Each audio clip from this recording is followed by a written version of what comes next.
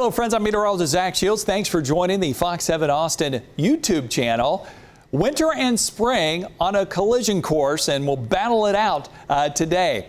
And it will help generate some severe weather across the south the next couple of days. Something's got to give when that cold air clashes with that warm, humid air coming off the Gulf, and then you add in this very powerful upper low spinning out of the desert southwest and heading right for us. It is going to be a direct hit. And due east of that low, you're going to have some very strong upper level winds that will diverge.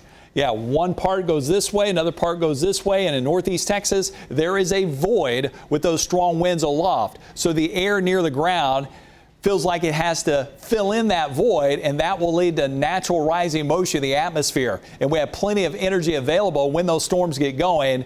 They're going to turn severe in a hurry. So not only do we have that diverging flow, but also a lot of cold air aloft, allowing a lot of vertical motion in place to allow those clouds to build up into thunderstorms. And look at this. Welcome to severe weather season. The red, that's a level 4 severe weather day. Northeast Texas, southern Arkansas, northern Louisiana. Around here, we're under a slight to enhanced risk for severe weather. Only Lampasas, Burnett, Williamson, Bell, and Milam counties are under enhanced risk for severe weather.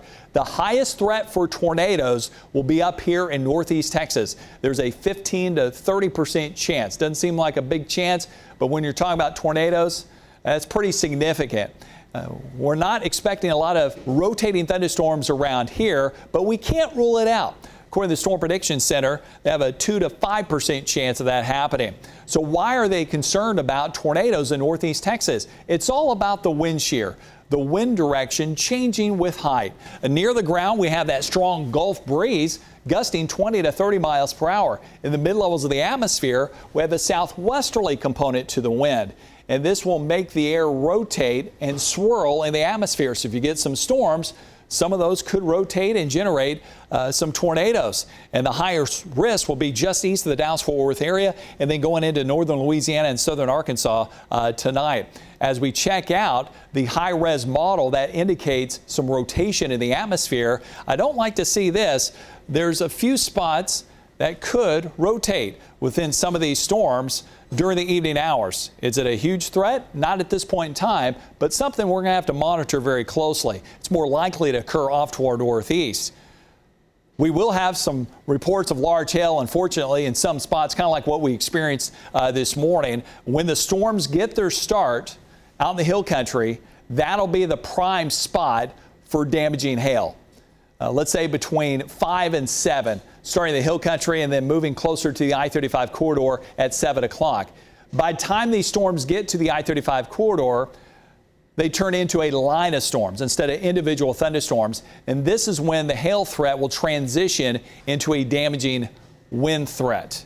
And I think that's going to be the number one concern with these storms this evening, since we're under a slight to enhanced risk. Storm Prediction Center is telling us that, yeah, if those storms line up, winds 50 to 70 miles per hour could happen.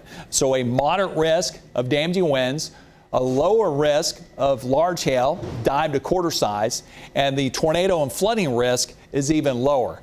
Because we don't have a lot of significant wind shear. But I showed you that high-res model is hinting at the possibility of some rotating thunderstorms, but the highest tornado threat to the northeast. And since these are quick-hitting storms, we're not expecting the rain to add up to a whole lot.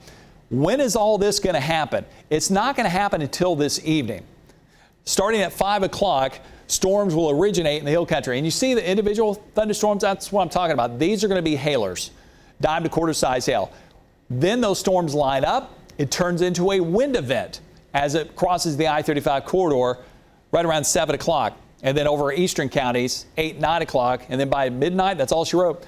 Rain shuts down, skies clear up in a hurry. It's going to look and feel totally different tomorrow. So again, here is an estimate on when those storms will get into the hill country between 5 and 7, I-35 corridor between 7 and 9, and then our eastern counties between 9 and 11. And rain totals only added up to possibly a third to a half an inch of rain. We do have the storm chances at 80%. It's going to be a late day event after 5 o'clock.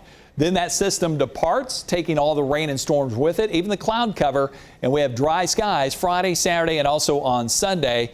We just got to get past the next 12 hours with that severe weather threat, and then smooth sailing going into the weekend with lots of sunshine. A little cooler each night, lows in the upper 40s, low 50s, but no freeze in the afternoons. Very comfortable with the low humidity and highs near 80 degrees. So start thinking about what you're going to be doing outdoors this weekend. Keep a close eye on the sky this evening with the severe weather chances increasing here in Central Texas. Thanks for watching the Fox 7 Austin YouTube channel. You have a great day.